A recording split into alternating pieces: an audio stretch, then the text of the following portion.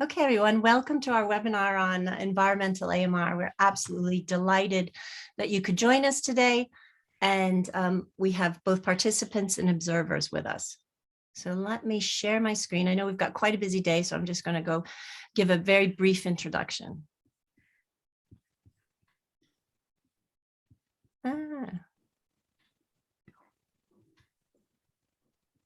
That's not sharing, is it?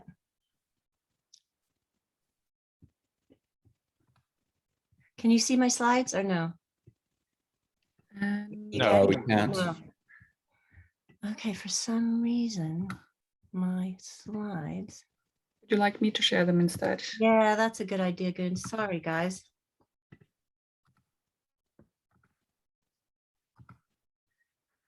Always good done to say. All right, thanks very much.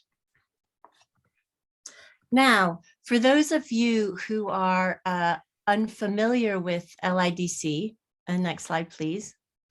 We are a consortium of 7 University of London institutions. We have over 5,900 members, and we explore interdisciplinary research to address global challenges. Next slide, please.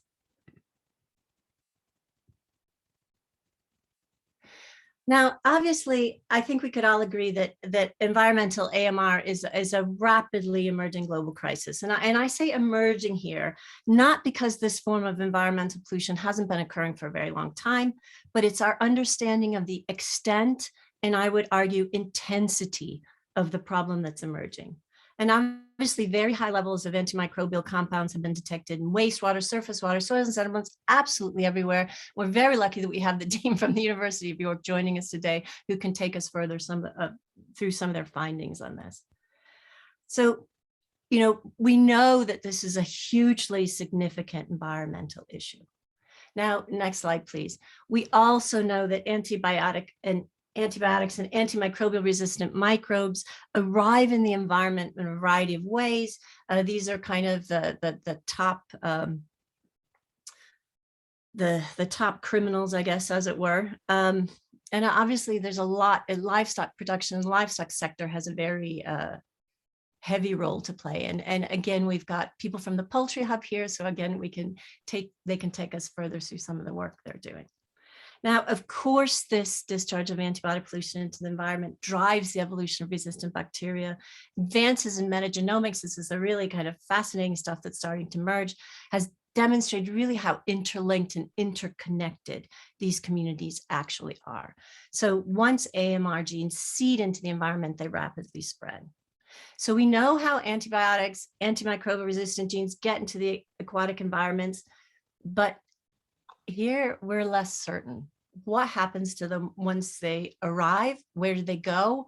And now from a water pollution perspective, the next slide, please. These are referred to as contaminants of emerging concern. And these are compounds that are not captured by municipal wastewater treatment technologies. So if they are not removed by wastewater treatment, then by default, they are recirculating in the environment. And herein lies another big problem. We don't really know how these antibiotics and other forms of antimicrobial pollution interact with these other very toxic contaminants of emerging concern. So where does this leave us in terms of policy and practice on the ground? And we've invited some very eminent policymakers here today to discuss this. In my opinion, research gaps tend to very quickly translate to policy gaps. And policy gaps in the case of environmental AMR leave the door open for continued pollution. So next slide, please. So I think we've got kind of 3 broad aims today. We brought together this very wide group of interdisciplinary experts to discuss and debate really the road forward, to explore gaps and roadblocks across policy and practice, to try to begin to hammer out what the solution space looks like. And here by solution space, I'm referring to all the different compound parts of a potential solution rather than the solution itself. In essence, we're looking at priority actions. And our ultimate aim here is to see if we can lay the groundwork for a wider community of action as opposed to community of practice on this issue. But before we begin our presentations, we thought it would be useful if we could have a quick round of speaker introductions for the first and second sessions. So I'm going to ask each speaker to just quickly introduce themselves. And of course, we will put into the wider chat more detailed bios. So welcome, everyone.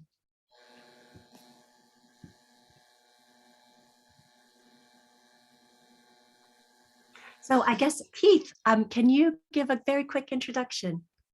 Yes, thank you very much, Claire. Yes, Keith Sumption. I'm Chief Veterinary Officer of the Food and Agriculture Organization, a UN organization, and I'm Chief of the One Health Center, we might say, which is really to integrate the work on One Health across the organization, global through to country level.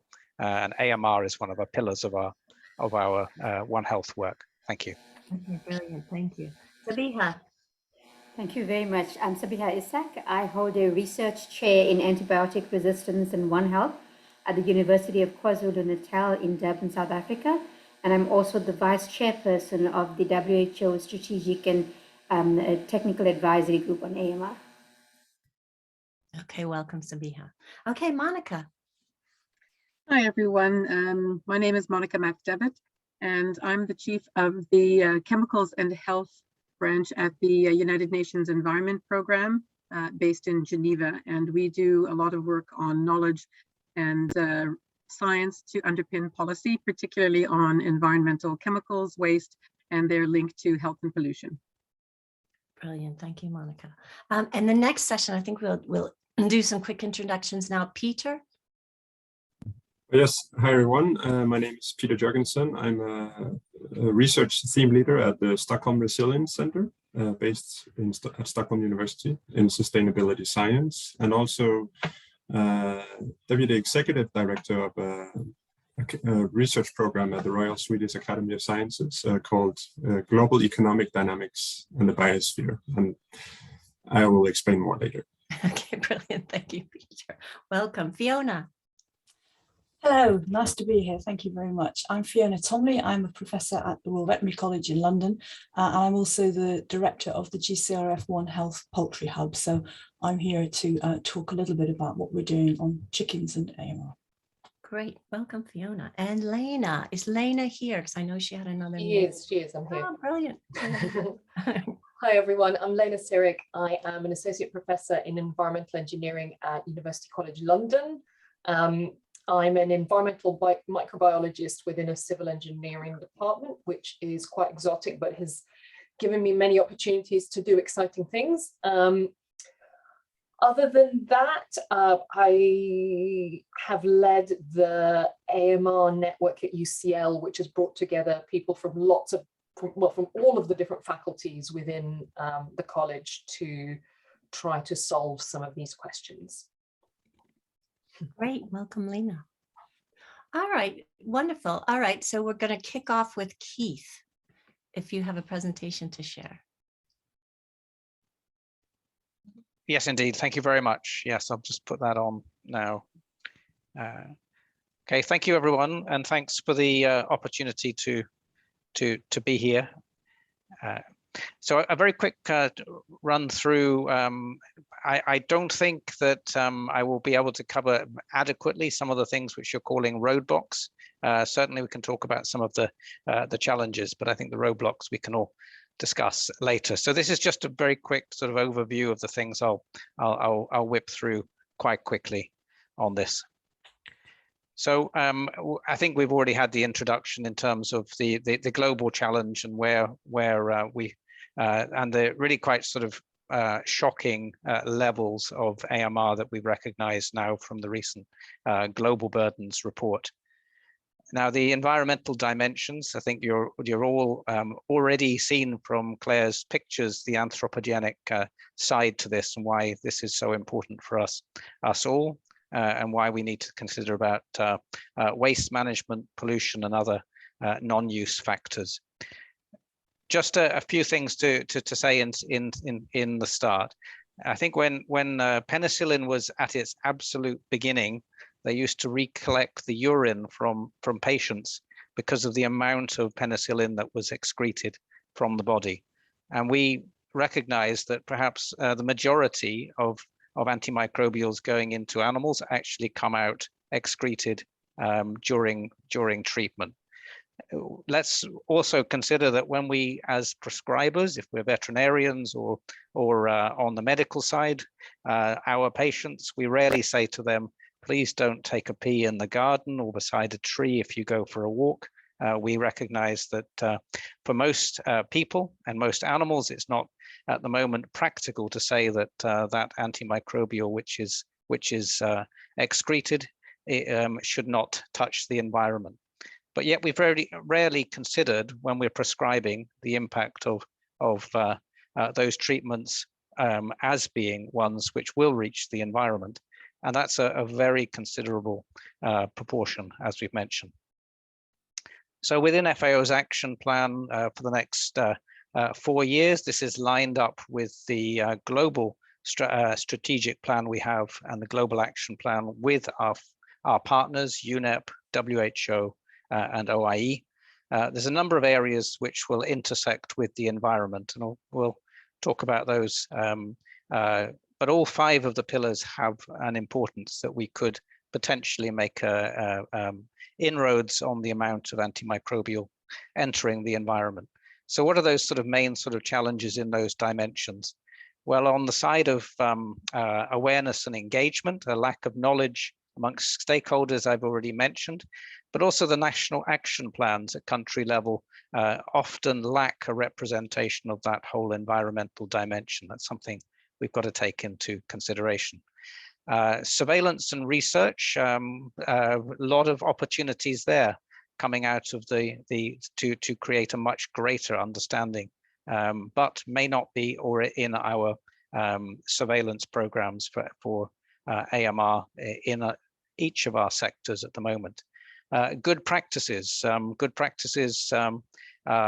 we can understand in theory, but in practice, how are we going to move on things such as effluents from crop treatments, from livestock production, and from aquaculture? Responsible use, as we've mentioned, understanding the impact on the environment goes well beyond the responsible use in terms of thinking of when does treatment take place.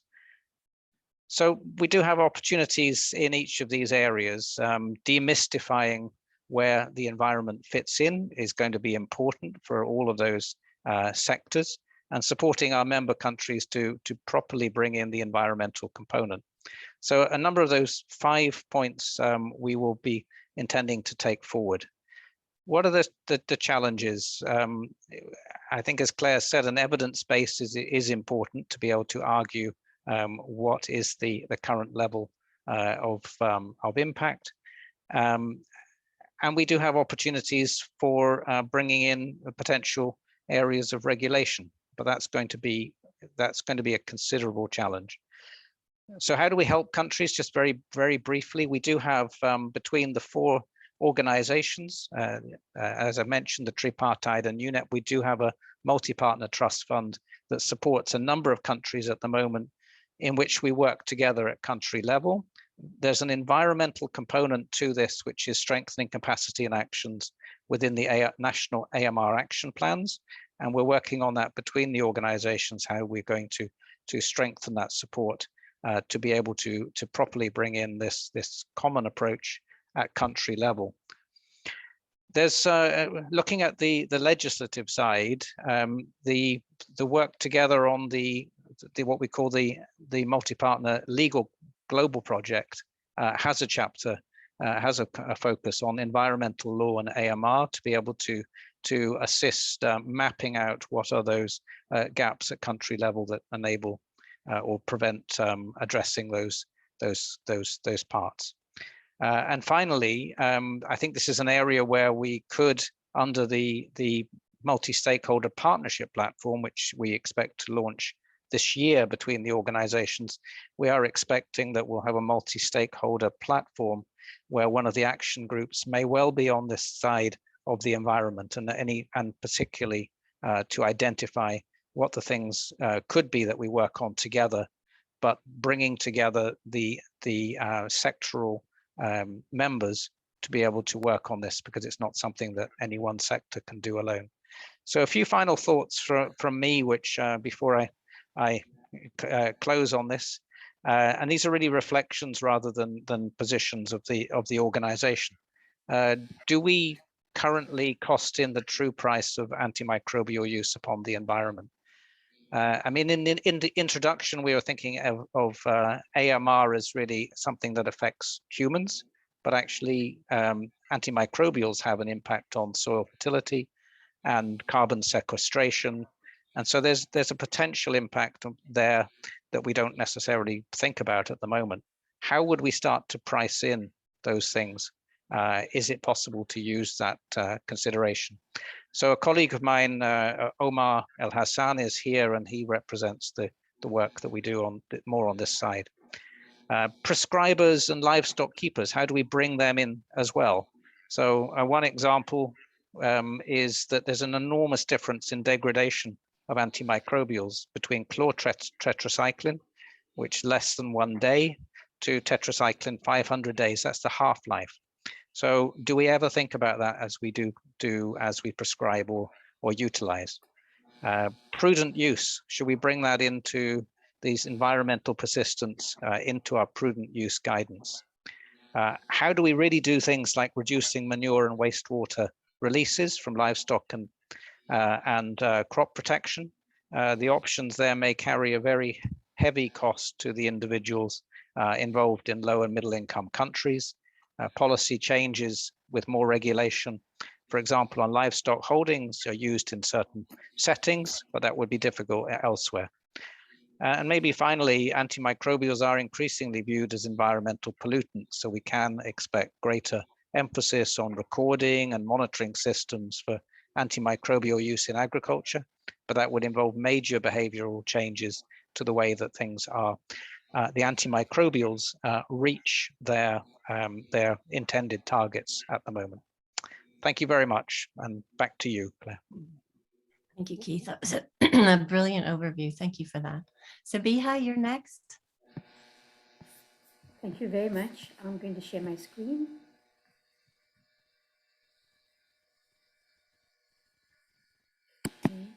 Can you see my screen? Perfect. Great, wonderful. So good morning, colleagues, and I'd like to thank the London International Development Centre for inviting me to share my thoughts on policy roadblocks, challenges and opportunities in the environmental AMR space. So just a reminder that the environmental dimensions of AMR have two main components as described by Professor Heffernan in her introduction.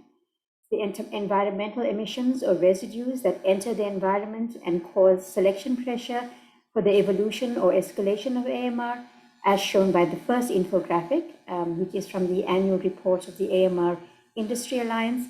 And then we have drug-resistant bacteria, antimicrobial resistance genes, and mobile genetic elements that evolve or are transferred to the environment by anthropogenic activities and can subsequently spread within and between humans, animals, and the environment. And this is an infographic from the latest UNEP report, the summary for policy makers on the environmental dimensions on AMR. So environmental AMR is quite a contested space in terms of transmission dynamics and risks, confounding the policy-related interventions. So let me start by being a little bit controversial and say that policy is the lowest common denominator. And I want to illustrate this by way of a case study. It is easy to write policy, but really difficult to implement it or enforce it. So policy without stakeholder buy-in, enforcement capacity, and substantive punitive consequences for non-compliance will fail. This audience will remember this seminal milestone in India's history. India became the first country in the world to introduce regulations on antibiotic emissions into the environment by pharmaceutical manufacturers. The policy failed for lack of available research on the subject, according to the Indian Union Ministry of Environment, Forest and Climate Change. This was the official reason. These papers are from 2016 and 2018, 5 and 3 years before the proposed regulation, and contradict the reason given by the ministry. The policy actually failed because of a strong lobby by the Indian Manufacturers Association, who lamented untold miseries from litigation and harassment by the activists and regulator alike, and motivated for targets and exemptions. So what are the policy levers that could have ensured the adoption of such policy or such regulation? The Swedish Waterhouse published a white paper on reducing emissions from antibiotic production, listing 10 policy levers, followed by a caveat. So the policy levers were that national and state level AMR strategies and action plans should address antibiotic discharges into the environment from manufacturing. There was a need for policy coherence between the ministries of environment, health, and industries. Regulation should limit antibiotic discharge into the environment. Public procurement should promote sustainable manufacturing. Suppliers should contribute to the transparency and collaborative promotion of solutions. Multiple funding sources and incentive systems are needed to achieve large-scale improvements. Effective monitoring systems are needed as the baseline for compliance control. Effective enforcement requires acceptance, training, and capacity development.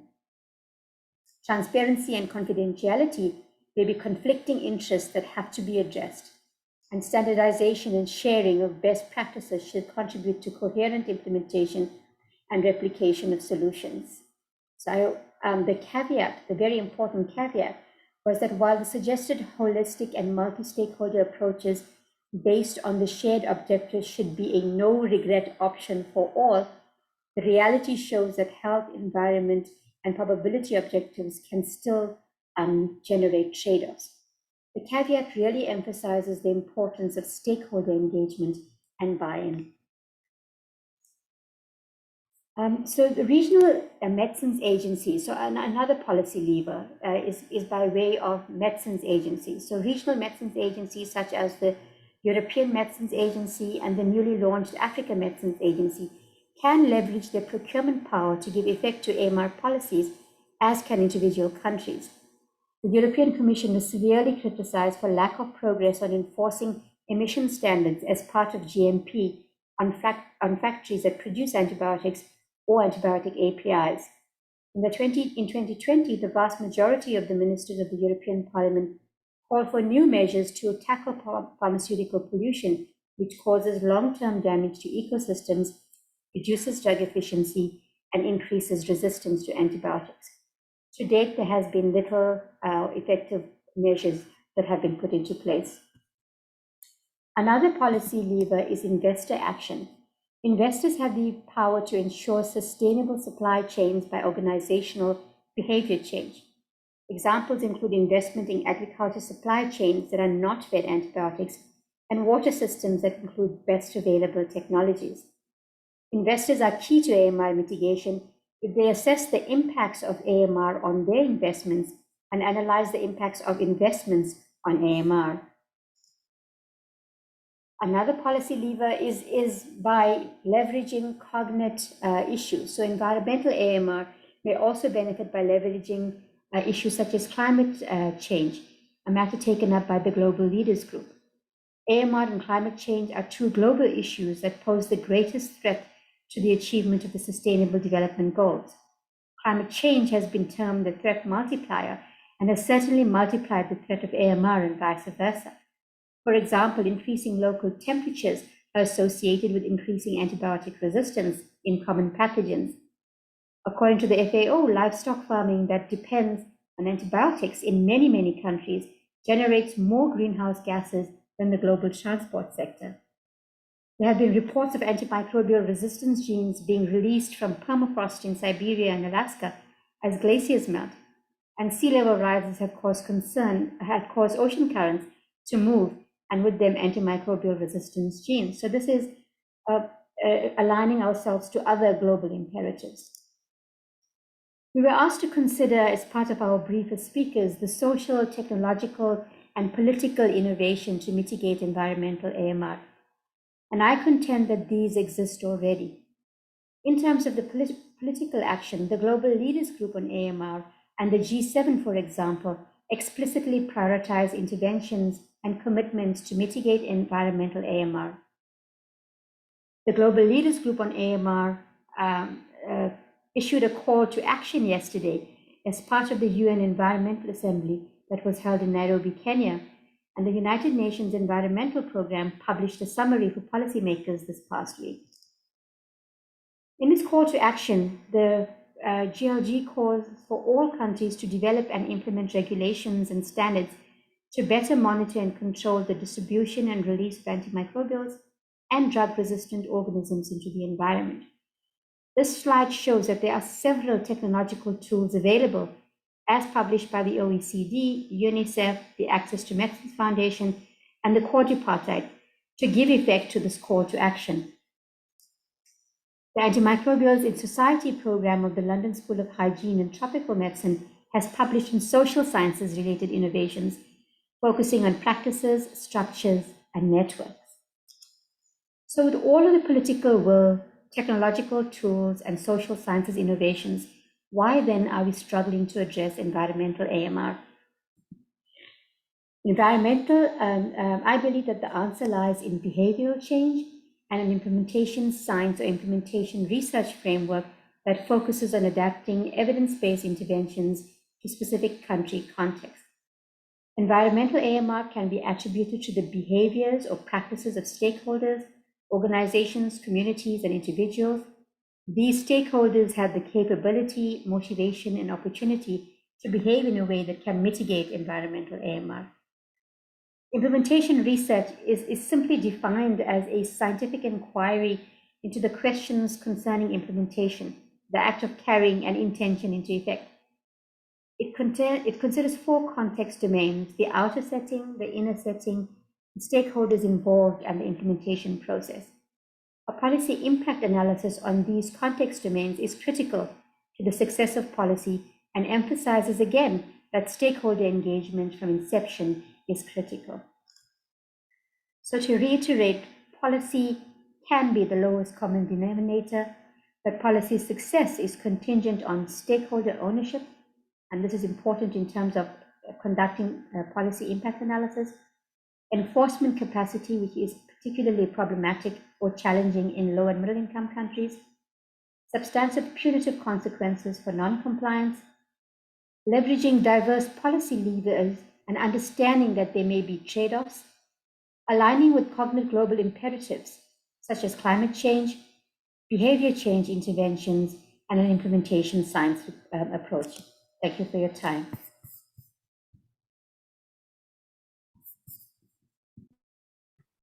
Sambiha, thank you for that. That was a brilliant overview. Thank you. All right, so over to you, Monica. Welcome. Thank you very much. And I'll ask Gun to put my slides up, please. Great, thank you for that. I just need to be able to see my screen. Okay. Getting all kinds of requests up on my screen. Okay, no, thank you. I think we're on track here. So thank you very much for the invitation to UNEP to speak to this particular event today. The topic that we've been given, of course, is policy, roadblocks, and challenges in addressing environmental dimensions of antimicrobial resistance. Next slide, please. Mention has already been made of the United Nations Environment Assembly that was meeting this week. And I do want to thank everyone for your attention. Those of you who were there, I'm sure you found it quite interesting. And we do have some very good resolutions that UNEP has now been asked to follow, including looking at antimicrobial resistance. And so I just want to give an introduction a little bit to UNEP, the United Nations Environment Programme. You know, UNEP is the authority on environment in the United Nations system. And one of the things that we were asked to do back in 2017 was to prepare a report on the environmental dimensions of antimicrobial resistance, which has been mentioned already by some of the previous speakers. So what I'm going to do in my presentation is delve a little bit closer into that report and share with you some of the outcomes. So this summary for policymakers, it was launched at the sidelines of UNEA this past week, and it calls for the strengthening of the environmental action within the One Health response, which Keith has already commented on. And it looks at the pollutants that exacerbate AMR in the environment, where they come from, and provides an overview of environmental action that's required. The full report will be published later in 2022. And I just want to point out that it was prepared through a consultative process that engaged more than 50 experts and stakeholders from countries around the world, including from the tripartite organizations, which are the Food and Agricultural Organization of the UN, the World Organization for Animal Health, or OIE, the World Health Organization, and of course, UNEP. Next slide, please. So what did the member states request UNEP to do? This is a quick sort of snapshot of how UNEP is strategically organizing itself into various themes and various imperatives. But essentially, UNEP has elevated pollution on the same level as climate change and biodiversity. And this is where it really fits into our strategic thinking on how we need to tackle what our executive director, Inger Anderson, refers to as the 3 planetary crises that the world is facing. Next slide, please. So the environmental dimensions of antimicrobial resistance, as we know, are very complex, and we have seen this slide before. But we do know that resistance can spread to and from the environment. And in a nutshell, the more we use antimicrobials and the more we discharge them into the environment, the more chance microbes have to become resistant to them. And once antimicrobial resistance has developed, both horizontal and vertical transmission of antimicrobial resistance can happen in the absence of any antimicrobial compound even being present. So reducing the use of antimicrobials is a key pollution prevention measure that can reduce the development and spread of AMR. Next slide, please. So let's take a look at some of the major pollution sources that exacerbate AMR in the environment. So we know that poor sanitation, sewage, and municipal waste management is a source of AMR in the environment. And we have already heard some of these sources, such as poorly functioning sewer systems and open defecation, biosolids or sludge, effluents from wastewater treatment plants, release from unused drugs disposed of in toilets, bins, or waste dumps, and then just leaching. Effluents from solid waste from pharmaceutical manufacturing is another source, as we know, and effluents from solid waste from healthcare facilities, the use of antimicrobials, manure and irrigation in intensive crop production, and fecal waste and effluents in intensive animal production. So I think these are the sorts of things that we do know. There's a lot of research that can substantiate this, but in a nutshell, these are some of the major sources of pollution that exacerbate AMR in the environment. Next slide, please. End-of-pipe solutions are only addressing the waste contaminant, and these are not enough. We really do need to take a much broader and a much more strategic approach. And I think this is one of the attributes of the One Health approach that I've mentioned earlier, and so has Keith, is really attempting to do and not just deal with the end of pipe. So we need to look at pollution prevention measures, and I'm using pollution in the broad sense and also in the context of AMR.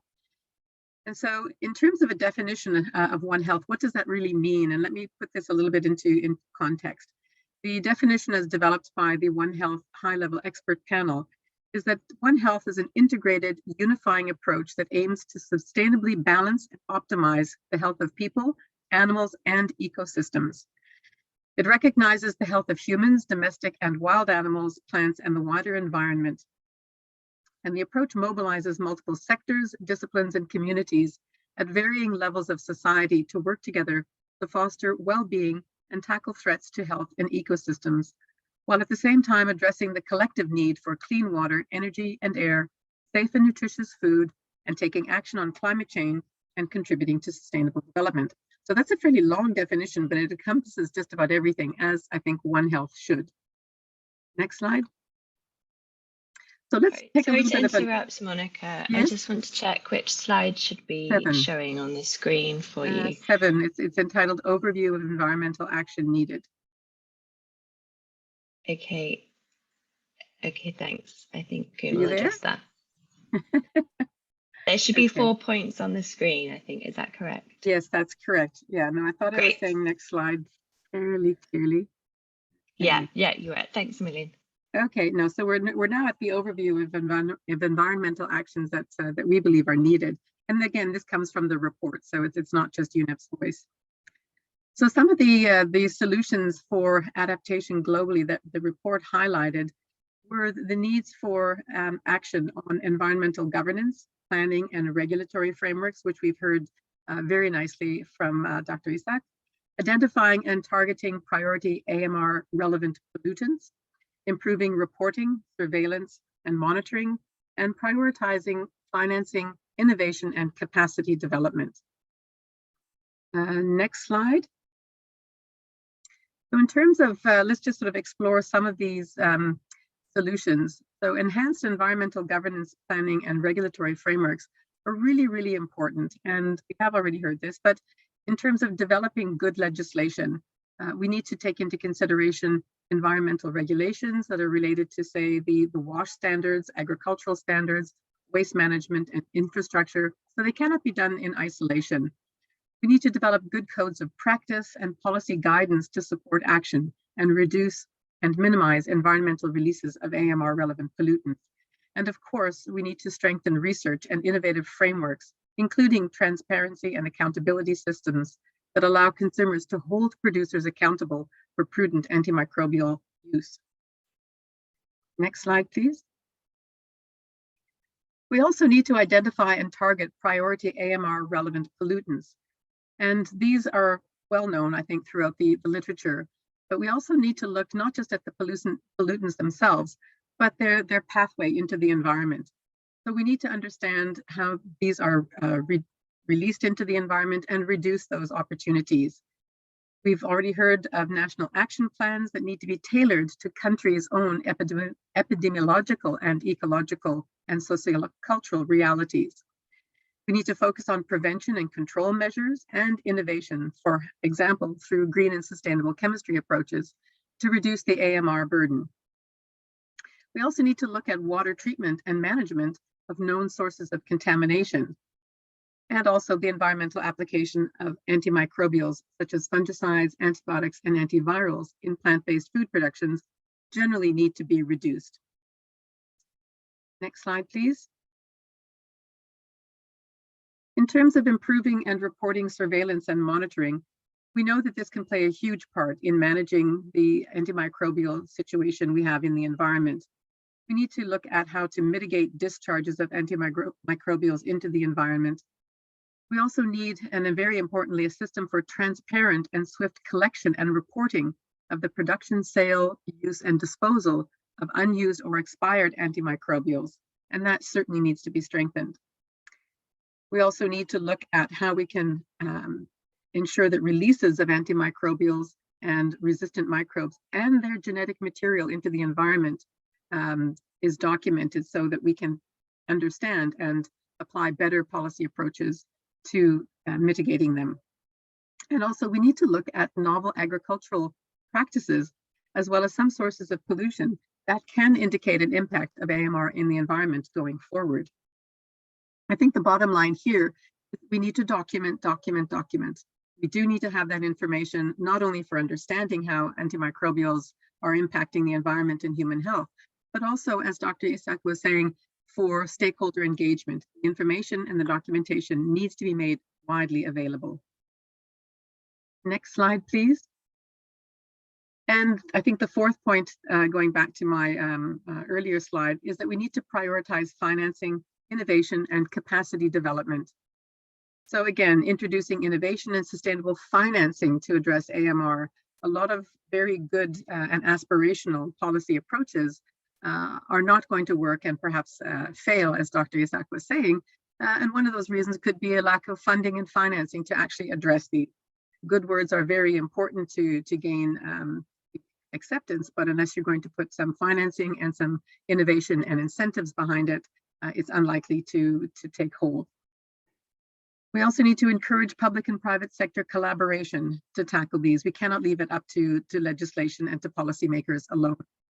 We need to realign incentives in key value chains to curb unnecessary use of antimicrobials. And I think we also need to make the business case for investment, including the investment of domestic resources in cost savings or alternative technologies and approaches that reduce environmental AMR risk.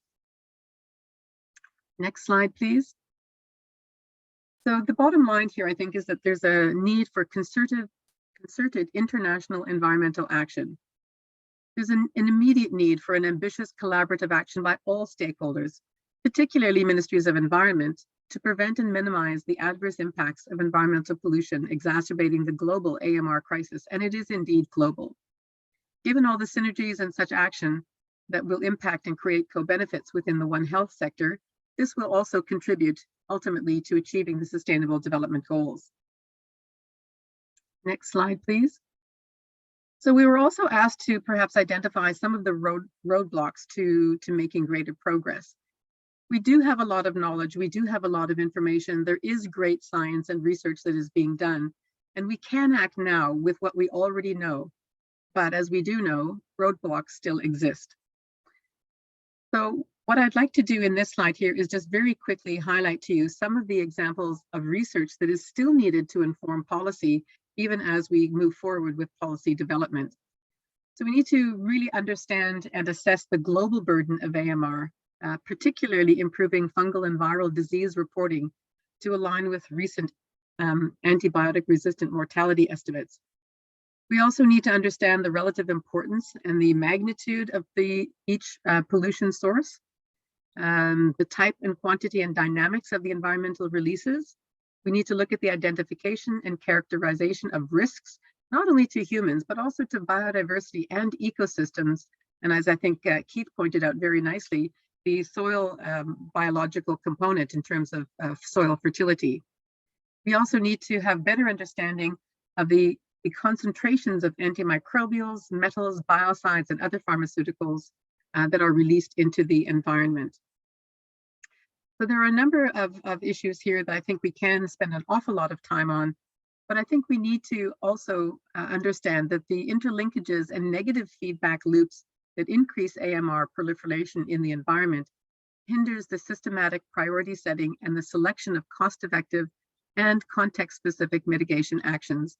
So we can't look at it in isolation, and I think this is part of what the report that UNEP and partners produced just this week, but to understand those interlinkages and how they affect each other. And in doing so in a holistic manner, I think we can make much greater progress. So with that, I'd just like to leave you with this final slide, and the last slide, please. And just sum up by saying that the report that has been produced that I've been trying to speak to today demonstrates the immediate need for ambitious collective action by all stakeholders, ministries of environment, and others to prevent and minimize the adverse impacts of environmental pollution in exacerbating the global AMR crisis.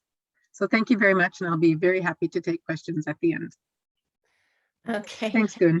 Very much, Monica. That was brilliant. You raised a lot of issues, and I think all three speakers have raised some really fundamental issues to this space. So I'd like to open it up to the wider audience, and please just put your hand up and let me call on you if you have a question.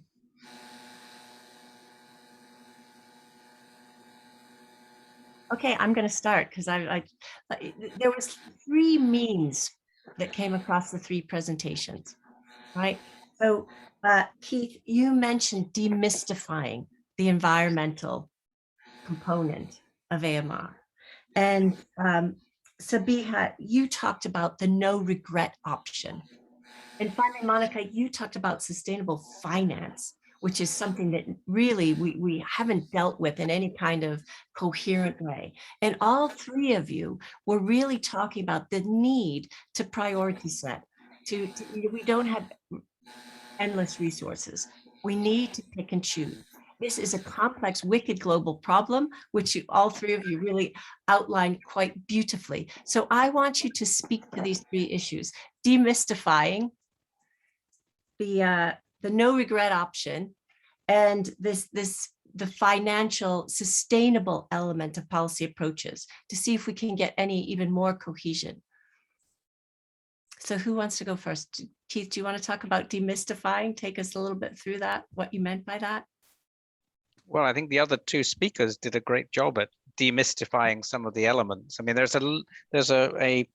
so what do we mean by that? Well, I mean, firstly, it's moving the concept that antimicrobials and their treatment is something for which the outcome is largely in human health, and considering it more broadly, and instead of thinking of the environment as an endless resource that will never be touched and affected, but actually understanding we've got measurable impacts of antimicrobials in soils, in waters, that we can measure those, we can map those, we can understand where they are, we can start saying where they come from.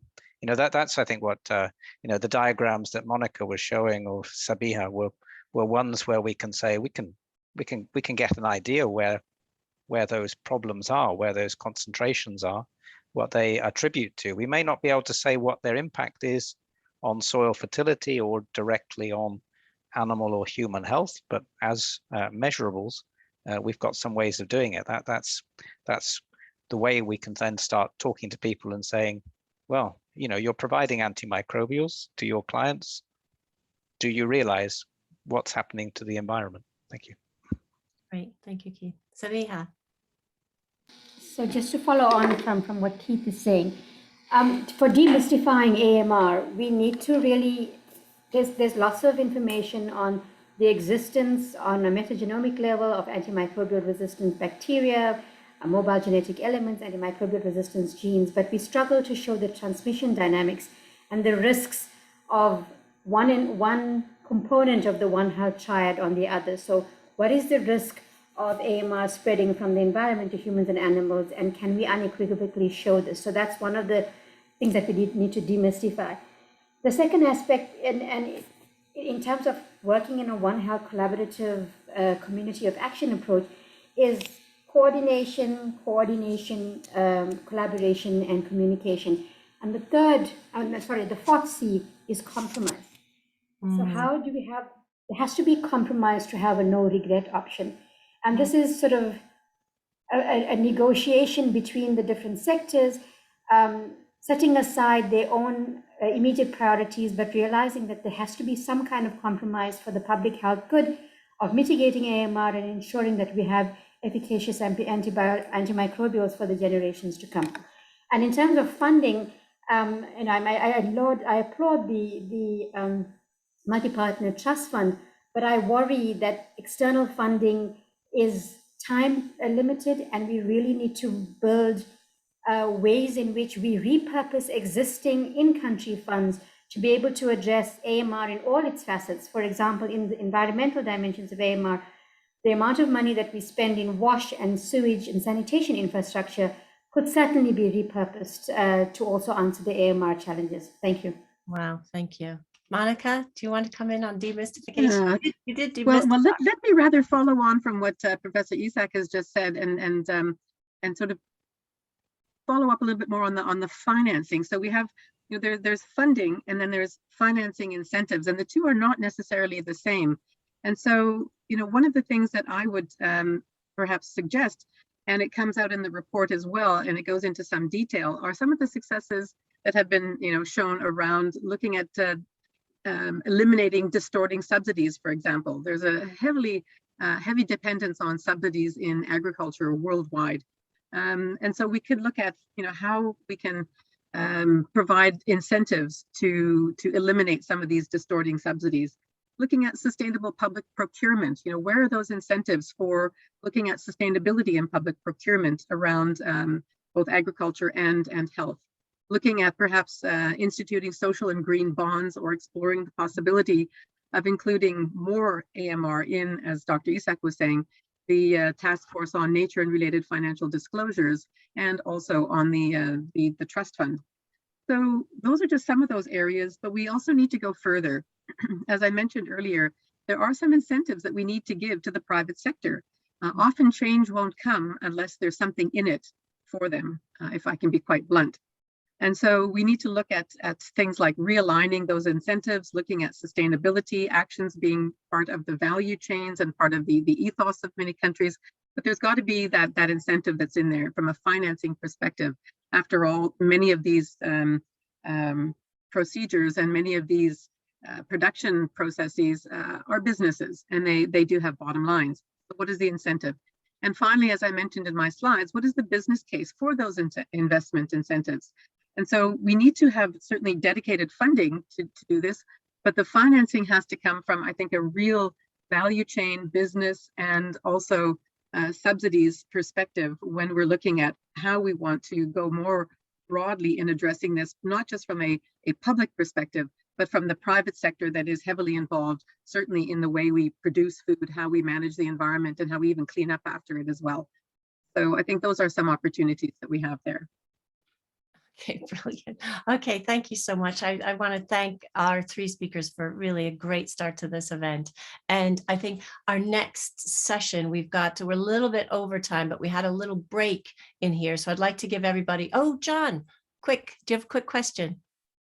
Yes, if I could jump in really quickly. I think the speakers are three excellent talks.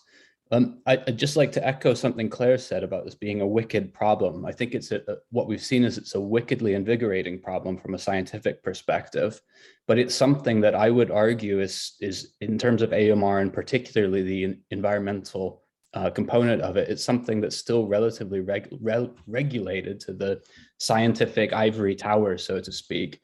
When you speak to most people in the public, there's, antimicrobial resistance, antibiotic resistance, antifungal resistance. This makes no difference to them in terms of understanding what a massive problem this is.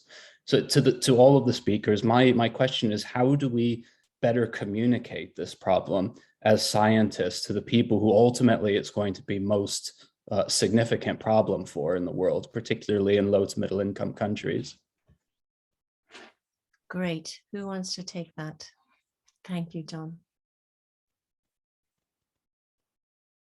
I don't know. I can have a start, but one of the sometimes the challenge is that people think that antimicrobial resistance is really a human health issue, but if you take in agriculture, we already have plenty of resistance because of years and years of the way that we've provided, essentially allowed whatever people needed to be bought, providing it's on the market, could be utilized for crop protection or animal health. And this has resulted in resistance by itself in parasites. So we do have multiple areas where people are already quite convinced at the level of producers, not necessarily at the buyers side. So I think there is a significant there's a significant challenge there, but we shouldn't think of this only as being, let's say, a problem of human health. This is a problem really in multiple sectors. So challenges there, but most people who are involved in buying services for health are aware that they really would like to have an alternative to what they're doing. And we can work on that and get better, not so much only on AMR, but on alternatives to the use of antimicrobials. Thank you. Great, thank you. We don't really have time for one more question. We're a little bit over time now. So I think we should have a quick 3-minute break and then we'll come back for the next session. And please hold your questions. If you've got questions, we'll collate them in the chats and we'll see if we can get the speakers to address them perhaps later. So I want to thank everybody. Just a quick break, and then we'll start the next session in a couple of minutes.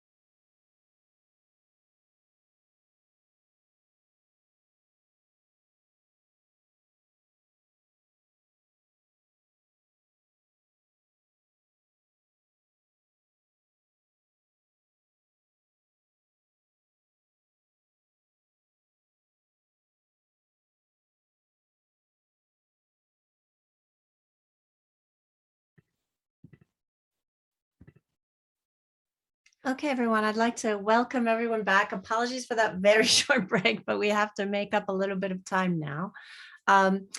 Welcome. So I'd like to ask Peter, our first speaker of the second session, to begin.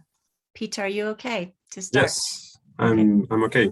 And so maybe just while everyone gets settled in, I just want to take a few seconds just to, of course, remind ourselves that we're living in a very special time at the moment. And I know we're all busy and going from one event to the other. But I really hope that you all will take some time to get in touch with people that you know that may be impacted by the current situation on both sides, and really reach out to them. We have a responsibility as scientists, policymakers, and practitioners in the international community. We speak with a certain leverage, and we have ties that other people don't have. So I wanted to start with that, but I'm really happy to be here today and talk about this important issue of AMR in the environment. And I'm quite impressed with the first three presentations, giving a lot of information in very short time. So I'm happy I haven't prepared slides because then it will probably just overlap with what has already been said. But I'll try and build on some of these topics that have been brought up to highlight a couple of the issues that have emerged. And I think maybe starting with this communication challenge, I think is really important. And part of it is, I think, stems from what we mean when we say environment. So we mean one thing when we're in the policy world, but if we communicate to people, we need to go a bit beyond that. And the environment cannot become a silo of its own. So of course, at one level, we can speak about the global environment, and we have the global community of microorganisms, where we have this tremendous diversity of life and genes that serve as the reservoir for the potential forms of antimicrobial resistance that can arise in all sectors. So this has to do with very hard to monitor dynamics. And I want to make the point that we will never be able to monitor those dynamics because they are simply too complex. And with microbes being all over the world, there's no way to trace exactly how a new environment antimicrobial resistance genes in livestock or humans emerges necessarily. But we do know there is good evidence that the environment is a resource for those and can be a resource. So I think that's one important narrative for communicating this issue. And I think even more concretely, the environment is also those many billions of microorganisms that live on us and inside us in our gastrointestinal tract. And so I think there's a little bit of missed opportunity.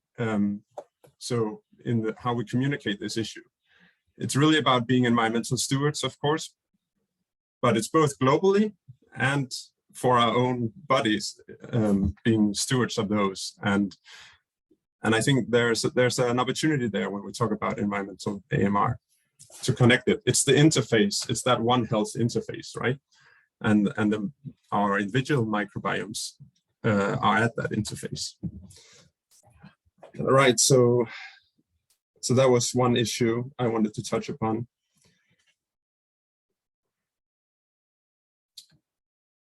And I think that was already being said, so that's good. Then I think I kind of want to move to leverage points. So what do we do? And we were also encouraged to touch on that. The social, technical, and political. I agree that the Sustainable Development Goals are, of course, all everywhere, and that's good. But the way that AMR is currently integrated in that overarching policy agenda is very limited. So there, I think we really need to embrace the approach that, for example, institutions like the World Bank is taking, where it's really about making all policies that are relevant for the SDGs, they need to be AMR aware. There's not going to be a goal on AMR. Instead, AMR is such an issue that is everywhere that we really need to take a look at all SDG actions and their implications for AMR. And so I really appreciate that perspective raised by the World Bank and would encourage us to take that forward. So I think that's a big political leverage point for action. Technological or technical leverage points. I think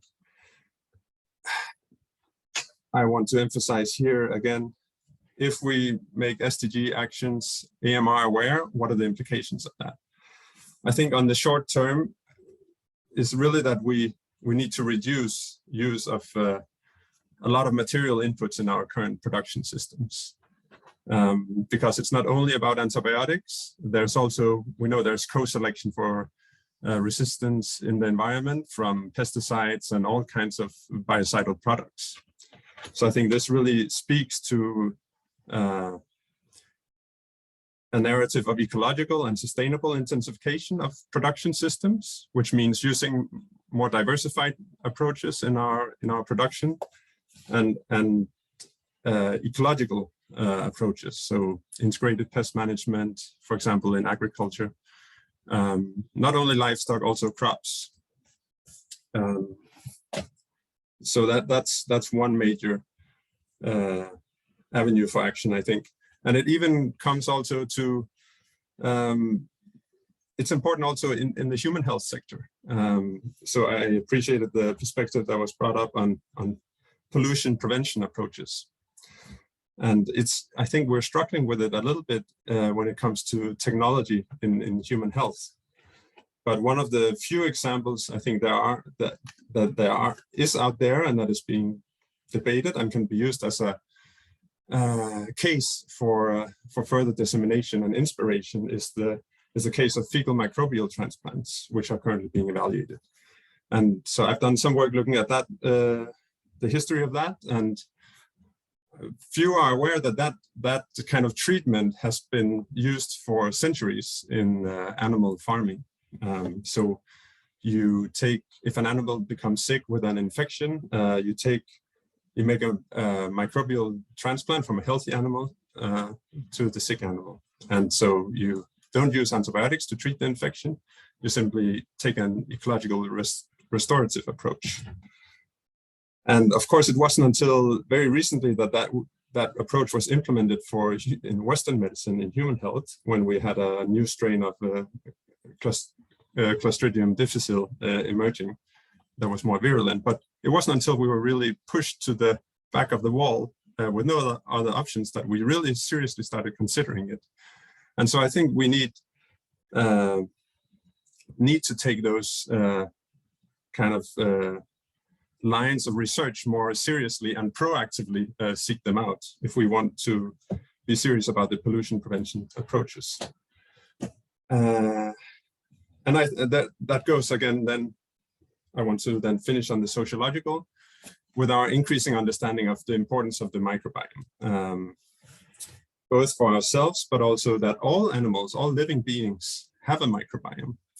And we know that part of the honeybee collapse and the crisis that we see among pollinators is caused by effects of pollutants on their microbiome. And these pollutants can also lead to, again, co-selection for AMR in the environment. So there is this sociological leverage point here that we are all connected, and the microbiome is one thing that really connects us all. It's in the global environment, it's in every living being, multicellular living being has a microbiome, and we have a microbiome. So I want to end on that and look forward to the discussion. Peter, thank you very much. And that is probably the most perfect segue into Fiona's presentation. That was fascinating. Thank you, Peter. So Fiona. Okay, I'm just sharing my screen. Is it up there? Perfect. Good. I've got various things flashing on my computer, which I don't need. But anyway, thank you very much. It's a really interesting day for me. And I'm here to talk a little bit about the One Health Poultry Hub. So you can regard us as a kind of case study, if you like, in terms of what we're up to at the moment in this project. So this is a network of 27 organizations from around the world. And we're working in 4 countries in Asia, highlighted here on the screen for you. You just move on. Okay, so I don't need to explain why we're working on poultry, I think. The growth has been phenomenal since the early 60s. Poultry are now by far the most, if you include eggs, the most popular meat for human consumption. And this is showing no sign of reduction in speed. The compound annual growth rate in parts of Asia at the moment is about 15% and predicted to continue on for the next 2 or 3 decades. And certainly since around about 1990 or so, the biggest growth in the world has been in Asia when it comes to poultry production. And for the last decade or so, that's been in South Asia rather than Southeast Asia, and predominantly in India, but also in other countries in that part of the world. And of course, the drivers are obvious. It's to do with income, changing food habits, etc. But the relative per capita consumption is still quite low compared to northern standards, but it's likely to continue to increase, as I say. And the expansion has been accompanied by really what is ongoing shifts in the structure and the way in which poultry are raised, moving from transforming, at different speeds in different countries from backyard to industrial production. And that's typified in most of the places where we're studying, though not everywhere, by massive growth in integrated production, big companies who are owning the means of production from breeding to hatching to feed stuffs, etc. And that includes the incorporation often of feed additives and antimicrobials, and a big increase in contracted farming, which really kind of is problematic in many places because people move in, they move out, the skill levels are maybe not as high, there's not a sort of long history of production in some of the areas. And of course, all of this comes, as we know, with lots of zoonotic risk. And within the hub, antimicrobial resistance is one of the areas that we're focusing on, along with avian influenza and bacterial disease. So we take a One Health approach. We're looking, of course, at the pathogens, we're looking at people, we're looking at chickens, and within the shared environment. And the major questions that we're asking really are down here. What is it about intensification of production that increases risk? Can we identify if particular systems and structures of production behaviours are more risky than others? And what are the best long-term solutions that we can think about for improving safety and security of production? So I'm not going to go through all of this, but we do, across the hub, across the different work packages, we're working at technical, societal and increasingly looking at how we can influence institutional and legal aspects. And really, this sort of brings together a huge amount of work. It's really nice to have heard the talk so far, because I think this is a practical example of the sorts of detailed evidence that we're trying to generate, which really feeds through from the technical, where we're looking at, how chickens and people move and interact, looking at the roles and relationships of the various people within the networks. But alongside that, we're sampling and sequencing in depth microbes and AMR genes along production and distribution networks, and looking at pharmacologically the inputs and decays of antimicrobials, and wrapping this up with predictive models. But very importantly, what we're really aiming to do is understand how human behaviours and decision making across all of the whole structure impact and lead to higher epidemiological risk. And that's the way that you can perhaps start to unpick where it's best to focus interventions, how you can link through to the institutional legal policy side to share the transdisciplinary knowledge that we're generating with both policymakers, but also importantly with the industry. Poultry production is highly intensified, highly industrialized, and there are some very big players, and the private-public sharing and coordination and communication is absolutely important for improving.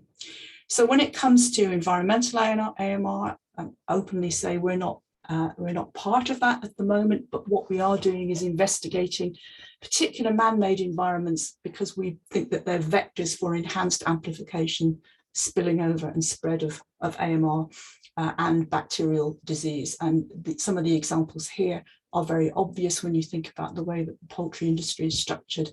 And currently the studies that we're doing on this are predominantly social science, ethnographic studies, generating narratives and stories about where risk lies, but that's accompanied by a lot of epidemiological work.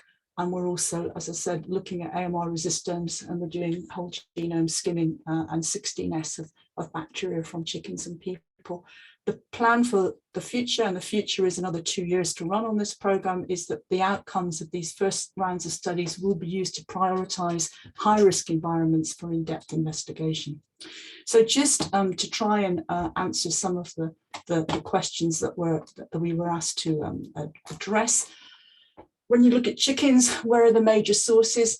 No surprises here, but it's really been covered by others, but this is perhaps in a bit more detail. We have particular issues with unconsumed and excreted drugs, active metabolites, etc., and drug-resistant microbes, which are directly getting into the environment from production via the waste and the runoff. There's a lot of issues to do with selling of sick birds into the food chain, or feed and dead birds being consumed potentially by wildlife or household animals, which is then disseminating the problem into the local environment. Something which is emerging very strongly is that we have evidence now from looking at residues in meat and looking at sampling chickens that are either in farms or markets, that there is increased medication of birds at the point that they're being transported to market, where of course they're undergoing a lot of stress and mixing. And this is probably a behavior that is increasing the level of risk to humans, certainly when they get to market. Various things like cross-contamination of dirty cages, transport surfaces, and then of course all of what we would already recognise as having risks to humans, maybe not to the environment, of having metabolites and microbes in meat and eggs, but also a lot of problems with having microbes and metabolites present in markets and slaughterhouse waste, which again is often getting directly into the environment. And so finally, I've just got one slide here on it's quite difficult putting together obstacles and opportunities, because I think, you know, they're always the two sides of the same coin, if you like. But again, mostly these points have been picked up in other talks. I do just want to say one thing. I was really struck by the whole thing about demystifying. And I think this is something that we've picked up. We've been doing quite a lot of work with a network on community engagement. And this is a powerful tool where you can begin to think about ways that you can demystify some of the terminologies and understanding of data that's been generated in projects such as ours. And it also helps to raise local community awarenesses and push for advocacy for change. So I'll stop there because time's up. But this is really the kind of work that we're doing as an example, I guess, of an integrated One Health programme, very much focused on how we can improve and reduce contamination from poultry production. Thank you. Fiona, thank you very much for that. That's really fascinating. Thank you. And now our final speaker, Lena, if you could join, please. Sorry, I should maybe unmute myself before I start sharing my slides. Can everyone see everything? Yes. Perfect. Okay, Perfect. I'm not going to bang on very much about this because I think we've already said, I've already said all of this, and the very useful little biographies that are being put up in the chat are there. I'm really sorry to say that I don't have anything quite as meaningful or succinct to say as some of the other speakers. I feel like I've sort of looked at some of the bits of research that we've done and within my group, and I'm going to show you a few bits that have come out of that I think are quite good to get the brain juices flowing. None of it is going to be particularly surprising to this audience, but I hope it underlines some of the messages that are coming out from what we're talking about today. So my first little example is about water filtration and AMR. This research was done by my PhD student LIDC Zhu, who's now at Bath University, still working on AMR. So LIDC was interested in looking at slow sand filtration for the treatment of drinking water. There's a massive slow sand filtration site in London, in the northeast of London, that I think supplies water to about a quarter to a third, drinking water to a quarter to a third of London's population. They use these sort of systems. So basically what happens is that water is slowly trickles through these filters, and contaminants are picked out. Well, I wouldn't say picked out. It's very much a physical process and also a biological process, in that a big biofilm forms at the top of the on top of the sand, and also partakes in the removal. But I guess what I wanted to draw your attention to here is highlighted by this, this figure on the right with the heat map. So we have these are 14 different antibiotic resistance genes. The int ones are more to do with mobile genetic elements and the possibility of movement of genes from one species to another. And then here we have raw water, the influent water, the effluent water, the surface biofilm up here, and then the biofilm, which is further in the lower layers of these different columns. And what our research has found has actually shown that, and this is a concentration, so we're seeing a relative concentration within the bacterial population of the frequency of finding these genes. And what LIDC found was that as the water made its way through the columns, the numbers of organisms did indeed reduce. However, the columns enriched for those organisms that were resistant. So and indeed for resistance genes. So we were seeing a higher level of resistance genes on the way out than on the way in. Most likely because, it's a nice environment for biofilms to form, and when there are resistant organisms, especially if the resistance is encoded on mobile genetic elements, they will spread around. So drinking water is not safe. And then, oh, sorry. I have a current PhD student who's looking at chronic exposure to antibiotics of humans through our diets. So I guess very much related to what we've just heard about. This is just one graph. So he went to a popular British supermarket chain and bought a load of food and has looked at the levels of antibiotics in different types of food. So he's looking at 10 different antibiotics. On this graph, on this figure, you can see 4 of those: amoxicillin, ampicillin, enrofloxacin, and trimethoprim. And these are just beef products. So he's also been looking at pork and poultry and dairy. And I guess, unsurprisingly, we're seeing pretty high levels, actually. So these are in micrograms per kilogram of different types of antibiotics in lots of different types of animal-based products. So being a meat eater or a non-vegan is also not so safe. And I'm afraid to say that being a vegetarian or vegan is also not particularly safe. I've had a couple of PhD students, both of them visiting, one of them from Pakistan, who's been looking at the impact of using wastewater for irrigation of vegetable crops. And she has found the accumulation of fluoroquinolones in various food plants like carrot and radish and spinach and so on. And the other PhD student who actually came to visit did some work here on an organic farm in London, and there were antibiotic resistant organisms and genes everywhere as well, on surfaces of plants, but also within the water that was being used for irrigation and in the soil from which the plants were grown. So being a vegan is also not safe. So having explored the sort of larger environments, macro environments, we decided to move on to the micro environments to see maybe what's going on there. So been really interested in looking at how the microenvironment, so whether that's a material or a surface topography or the flow rate of any sort of fluid that might be moving over a surface, or the concentration of nutrients or antimicrobials, how might these impact horizontal gene transfer?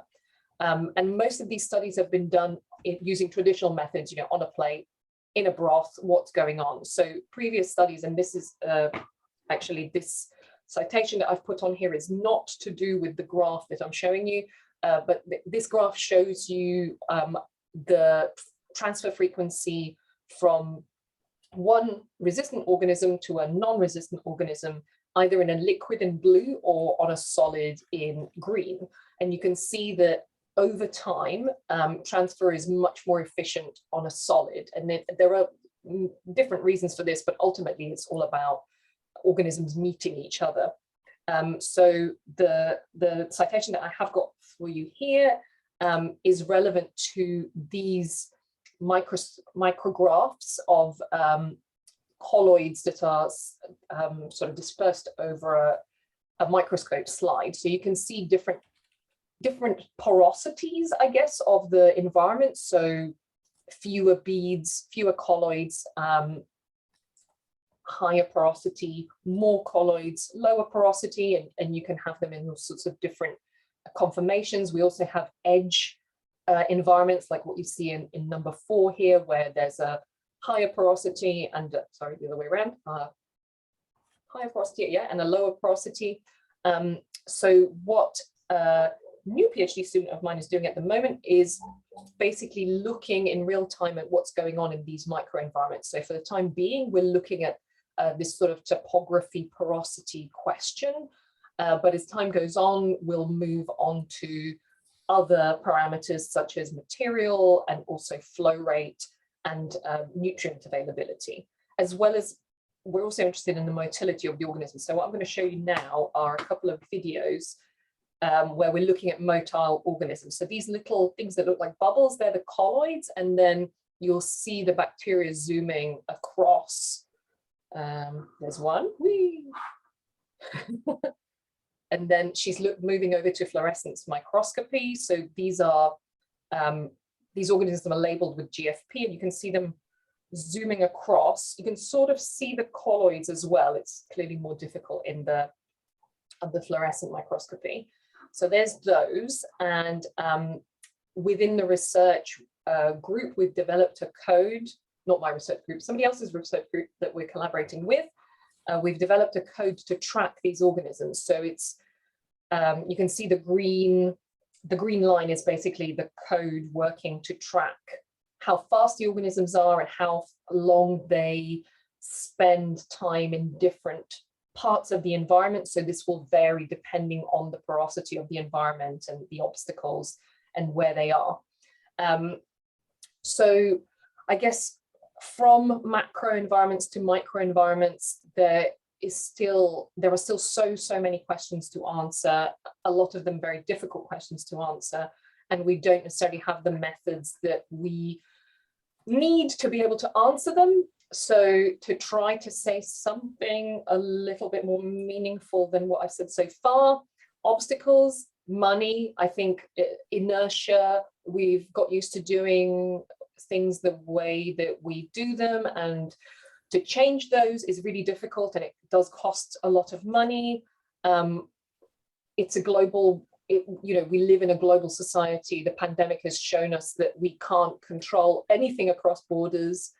So it needs to be a global concerted effort, and that is extremely difficult to achieve.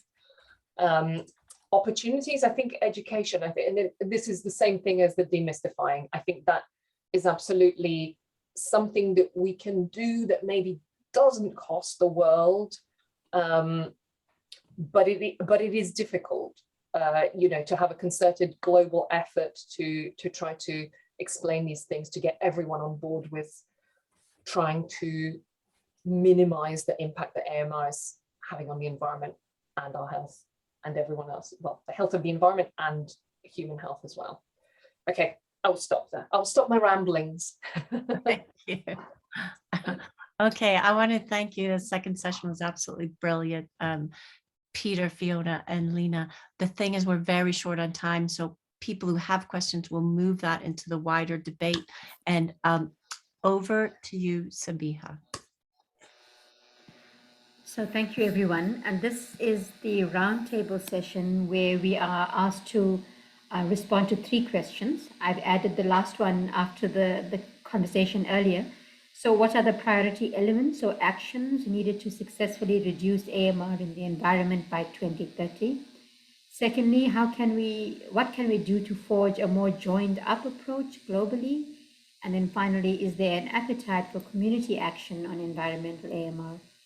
And just to say that these are 2 infographics from 2 UNEP reports, and this is just to start the conversation going. I'm going to stop sharing, and we can open up. Stop share. There you go. And I will ask for so Dr. Adrian, please go ahead. You have your hand up first. Hello. First of all, I would like to thank the organizers for inviting me. My name is Adrian Mwonge, and I'm a Chancellor's Fellow focusing on digital and health. So I am really keen on understanding how we link or how we exploit technology to help link these disciplines and generate data that is usable to answer some of the fundamental questions that are raised here today. So connectivity, transparency are really critical aspects. But we have differences in ethical aspects within these disciplines. How accessible data is in these disciplines is different, but yet we need that data really to answer these questions. So I wanted to see how we could have a conversation around this, especially that we have Keith from FAO, and I think it was was it Monica or Nika from the UNEP. The other aspect is how we could leverage technology really to form the backbone that allows us to link between these disciplines. And here I do have some progress on that. We are really trying to see how we leverage this blockchain technology from the financial sector into health and agriculture to help us to build systems that do transparency and tracking of, antibiotics, pesticides, and all that. And hopefully that can form a backbone on which all the other aspects that we're talking about could align. And I'm happy to have a chat about that as and when we talk about technology. Thank you very much, Dr. Mwonge. I'm sorry, I meant to say, please introduce yourself very briefly before you make your submissions. Thank you for that. So this is meant to be a roundtable to just share experiences. What do we need to do? How do we need to do it? And is there appetite for a community of action? So anybody else would like to speak to these aspects? Let me take my teacher's prerogative and call on people.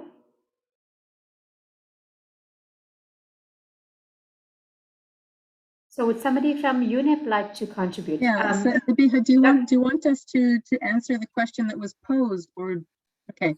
Let me take a stab at it, and thank you, Adrian, for that question. I think it's one that we face on a very regular basis, and that is the need for more data.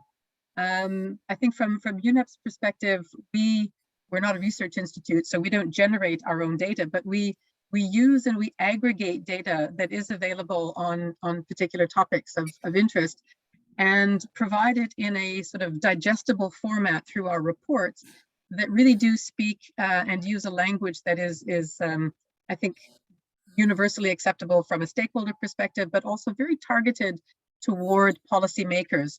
So when we say that, yes, more data is needed and that the transparency of data needs to be there and the accessibility of data needs to be there, we have to look at, well, what level of disaggregation of data is necessary for the purpose. And so in a lot of our reports, we have hundreds of pages of references for all of the data that we have looked at, and that the digestible version that you can read to say, well, what does it all mean, is also in a way data and information.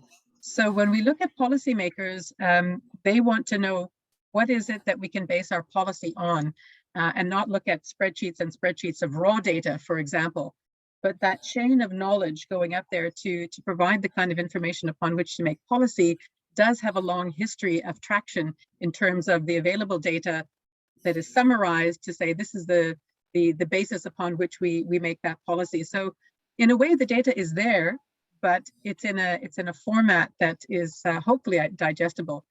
What we have also been able to do through that work, and as I highlighted in my presentation, were the data gaps. What are some of those policy requirements for which policymakers are hesitant to go forward, and we still need to do an awful lot of research, but we shouldn't let the perfect be the enemy of the good, and look rather at the precautionary principle and say we have sufficient data and information upon which to base policy that does no harm or reduces the amount of harm that we are already aware of. So I think we need to continue building, but we mustn't do nothing waiting for data upon data upon data. And one of UNEP's principles, of course, and I think it's common across the board, is that we have to advocate for stronger accessibility to data and information across the board. And that's something that we're trying to do through one of our platforms called the World Environment Situation Room, which is something that you can Google on either Google or go straight to the UNEP website. So data accessibility, yes, absolutely necessary. But again, the level of data needed for policy intervention, I think, is something a little bit different, and maybe others would like to speak to that. Thanks. Thank you very much. Dr. Sumpton, please go ahead. Yes, thank you. No, I think, Adrian, you raised a really interesting question, but I know they're ones that we probably want to talk to you about soon anyway. So, I mean, one of the things that that I guess we're wrestling with internationally and in the whole agri-food system is how do you connect good practices at one end of the world with consumers at another end of the world in a value chain? So how do we reward those things which are done at the start of the production system or even through it with choices and selection at the far end? So is blockchain an option to do that? So we know that let's say those things that we want to see, voluntary behaviors that are good for the environment, good for reducing, that they're going to be rewarded. What are the ways that we can actually really do that? Not talking about international standards for trade, but going beyond it in terms of rewarding good behavior. So I think that's something interesting. And on the side of data, I mean, we're also very concerned that nearly every decision on antimicrobials is made by a private individual who is either a provider or a buyer in the end. So how do we influence those to be able to know at the level of use that I'm doing something which I know the consequences of? Now that's I think where the real challenge is to get things useful to those who make everyday point of care decisions. Thank you. So just to remind everybody that this is meant to be a roundtable discussion on what are the priority actions or elements that we can put into place to mitigate AMR in the environment by 2030, and how can we globally coordinate these actions. So thank you for that. So can I have another show of hands in terms of who would like to contribute to those? So what is the low-hanging fruit in terms of addressing antimicrobial resistance in the environment? Dr. Sogard Jorgensen, please go ahead. Yeah, thanks. I mean, I think thanks, Monica, for bringing up the precautionary principle, because I think that is one of the low-hanging fruits that we should try and act upon. And I would be curious in hearing your experience in publishing the UNEP report. Did you find ways of integrating that with AMR in the environment? Were there any lessons learned that you could share, or do you think it's still like work for the future? Dr. McDavid, would you like to take that, answer that question, and then I'll go on to Dr. Naher and Dr. Opio, please. Sure. I'll just answer that very quickly, and thank you for that question, Peter. Yes, there were lots of lessons learned, and I think that is something that would take a little bit long to articulate here, and I don't want to monopolize the conversation or the roundtable. Take a look through that summary report. It does summarize very nicely not only the gaps and the opportunities, but some of the lessons that have been learned. And the full report, like I said earlier, will come out in later on this year, and so there'll be a much greater expansion of that. But I think there is sufficient in there to perhaps look at that, and the link is in the chat box. So I'll leave it at that, and perhaps let others take a stab at it as well. Thank you very much. Dr. Naher, please go ahead. Yeah, with the first question, I would like to congratulate LIDC and all of us to be able to sit down today and to start talking about it. There are lots of talks, but this kind of talk, which is very interdisciplinary. I'm an engineer, and talking to policymaker, it's a new experience for me, and I'm delighted to have that new experience. I think LIDC is doing a great job, and it should be going up. So the voice and the interdisciplinary comes, and it can formulate like engineers like us, how to look at it. Like, just reading from the literature and just being focused on the engineering problem, making some materials, making a filter. By the way, I am here today because I look at how to make filters for removing AMR and other pollutant from water. Okay, so this is first thing, that more interdisciplinary talk, gathering together that, and finding out what to take action. Like there can be many actions. It's not just this one, but for me as an engineer, I would like to see more research collaboration is happening to solve the problem obviously it's a wicked or complex problem. Then also the filter, if I just look at my filter, I find it complex, It just, should it be in the domestic use? Should it be in the wider use? Should it be small? Should it be big? So research is needed. And let's not just being close in here. Also, let's say I'm attending Royal Academy of Engineering event tomorrow, and their focus is also to know what we have to do for our current future, right? In 2030, 2050, will we be able to achieve what we are focusing or aiming for? So AMR is a big problem, as we know. We need to bring those to those, places, letting them know that we have groups and we are trying to focus. So the work gets spread away and we can do more work and get some solution for the problem we are all facing. Thank you. Thank you very much. Dr. Mary Opio, please. Thank you so much for the opportunity. Yeah, I'm Mary Opio and I'm a research scientist in aquaculture. I'm based in Kenya. Now, my experience has been that, like in Kenya, the situation we have is that there is no sensitization on AMR.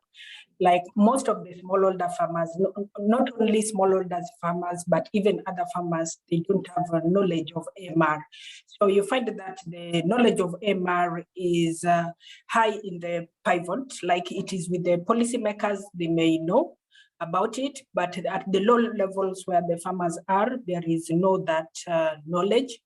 Because as an aquaculturist, there's been promotion of like use of manure in fish farming, especially the pond aquaculture. And from all the presentations that we've been seeing, that we've seen that there is a connection between the manure, especially the animal manure being used for fish farming, because it is one of the pathways in which AMR get into contact with the fish, even if the farmers are not treating their fish. So that one has been a challenge. And farmers still need to be sensitized on those practices so that they adopt good practices. And also the reuse of water before treatment, that one is very rampant for crop farming. The water from aquaculture, it is used for crop farming without any treatment. So maybe we can also focus on sensitizing farmers and telling them the best ways to treat the water before they use it again in crop farming. Thank you. Thank you very much, Dr. Opio. You gave us a good idea of more examples of the precautionary principle. So I see Professor Tomley, Dr. Jorgensen, and Dr. Mwange in that order, please. Please go ahead, Professor Tomley. Thank you. I just wanted to go back to a couple of points that were made by Dr. Sumption and Dr. McDevitt, and this is really linking the notion of data availability and accessibility with public-private partnerships and bringing those two together. Certainly in the poultry field, and I think it's also the case with other livestock, but maybe to a less extent, and probably also the case when it comes to industrial pollution and things like this, is that it's really difficult to get hold of data in the public domain. I mean, when it comes to poultry, almost everything, you can get information publicly about approximate numbers of animals and some information on geographic location. But when it comes to the treatments that those animals are receiving, even the breeds that are being used, the type of production, what is happening to the waste products, etc. And nearly all of that is commercial in confidence and never makes it into the public domain. So that's something which should be a low-hanging fruit, but actually is institutionally really very difficult to address. And I'm just sort of wondering how, as a community, for community of action, we could work together to try and solve this. Now, when it comes to poultry, a few years ago, you couldn't get near the big producers because they just didn't want anything to do with anything that might change the ways in which they're working. But that's changing now because everybody is having to accept responsibility. There are community problems, there are governmental forces, there's all kinds of things perhaps coming together in a kind of perfect storm that will eventually force these companies to play the game in a different way. So I'm just wondering how much leverage we might have there collectively through you know, I mean, people like me who are working at the research front, we're generating evidence, but what's the attitude of the regulators, of the agencies, when it comes to trying to work with governments to push the private sector into cooperating rather more? Any thoughts on that? Please go ahead, Dr. Sampson, and Dr. McDavid after that. Sorry, Jürgen, Dr. Jorgensen, just a little bit more time. Sorry, was that to me, Sabia? Yes, please, Keith, if you would mind answering that. It was related to the data aspect of it, and it was directed to both you and Monica, please. Keith, Yeah. I'm sorry. Okay, so very briefly, no, I recognize those things that you're saying, Fiona. But you know, we're sort of taking the line of for example, service providers who are providing at the moment, can we build a system which suits them to be able to get a two-way flow of information so that they actually would be part of a system of, let's say, sharing what antimicrobials are being sold, essentially. At the same time getting information, so they would be part and willing to be part of that, with producers who are interested to know if they're the #1 buyer or the best because they don't use antimicrobials, utilize that sort of potential that people want to use less and be better than their peers in the industry. So that's the sort of, that's one of the toolbox. But maybe for this meeting, maybe what we're missing is the power of the environmental sampling to start mapping where the problems are, so that could be public domain. I think if you're collecting from, correct me if I'm wrong, but if you're collecting from public sources, water, runoff, soils, you know, that could be made publicly available, and that could be a very powerful handle when it comes to local producers, local contaminants. So we have a handle to have that conversation about a problem. Thank you. Thank you very much for that response. If I could just perhaps add two very quick points, just following up from what Keith is saying, is that in our experience, and it's not unique to AMR, but from the environmental perspective, many governments from a policy perspective really rely on their own data. If it's not official data coming from government sources, it is often not used or it is discounted in the development of policy because if it's in the government domain, it's theirs, they've paid for it, they have a sense of ownership, they have a sense of this is, you know, official data, and policy then built upon that. So we have to get more accessibility to public data, for one thing, so that the public knows what they have spent their taxpayers' money on in generating that data and where it's going in terms of surveillance systems, monitoring, mapping, and all that. And where there are those gaps, to pressure and to advocate for the use of scientific and research data, but also other forms of data, including from industry. Now, in terms of leveraging data from industry, which Fiona raised, it is one of those, you know, wicked problems or huge conundrums, in that there's often that willingness to share information, but only to go so far. It reminds me of a comment that was made when I was in a discussion with some of our chemical industry counterparts, who said, look, we're willing to be greater regulated, but we're waiting essentially for governments to regulate us more and tell us what they want to regulate. So even in the knowledge that there are some issues that could be greater regulated, they choose not to until they're forced to. And so advocacy and continuing to push for that kind of transparency, that kind of action, really is an important lever that we have to use, I think, much more consistently and with much more, I think, intent. I think there is a desire on behalf of a lot of industry to be more socially responsible, but we have to push them beyond social responsibility and leverage that opportunity to be more accountable in terms of disclosure. So we need to continue that. Thanks. Sure, thank you. I have 7 minutes and 4 hands. So Dr. Jorgensen, please go ahead. I'll do it brief then. Yeah, I just wanted to sort of in parallel try and integrate this discussion with the precautionary principle discussion. So one framework, concrete framework that we at the Stockholm Resilience Center have been working with is this notion of a safe operating space that we are applied to environmental risk assessments. We've applied it at the global environmental level, where it's known as the planetary boundaries, but we've also applied it and are applying it to the issue of AMR. But I think we need to advance that much more and make it multi-level. So a lot of the issues that have been brought up here are really about, so how can we apply such a framework of risk assessment based on the available data? And that level of available data varies so much that it really needs to be a very simple framework because often there's very little data. So I would just recommend that safe operating space approach, and I'm happy to talk more about that with people that are interested in it. But I'll keep it at that for now. Thank you very much, Dr. Mwange, please. So I just wanted to highlight or reemphasize two things. One, as in the vein of demystification, I think the low-hanging fruit is really to create transparency in how antibiotics are distributed from the factory right up to how they're used in the environment, and we can exploit technology there. Two, I think we also need to quantify what the background resistance is. I think somebody talked about resistance in organic farms. You would expect that most of that would be coming from the environment.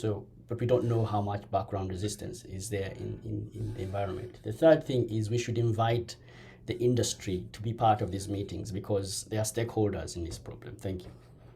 Thank you very much. Very useful inputs and answering the questions that we posed for the roundtable. Dr. Wilkinson? Just a short perspective on moving back to the idea of collating data publicly. It's just to highlight another wicked problem that we face, and that's the distribution of capacity to study these issues in the environment in particular is not well distributed around the world. So the tools that we need to use in order to develop the guidance for policy making are not available in most parts of the world. I mean, so here in York, we've developed a sort of hub and spoke technique to understand and monitor these problems in the environment. But ultimately, my hope is organizations, perhaps UNEP or other organizations can sort of move forward to encourage capacity building in many parts of the world where we're finding that these issues may become most significant, particularly in terms of climate change patterns over the coming decades. Just another perspective on that, at least. Thank you very much. Professor Heffernan, I'm going to give you the last word because we are 3 minutes to the close, and then I'll summarize. Please go ahead. Yeah, thank you. I think this will just be part of my closing piece to support you on that, Sabiha. Yeah, I mean, thanks everybody. I mean, what an amazing event. But my point is this: 2030 is right around the corner.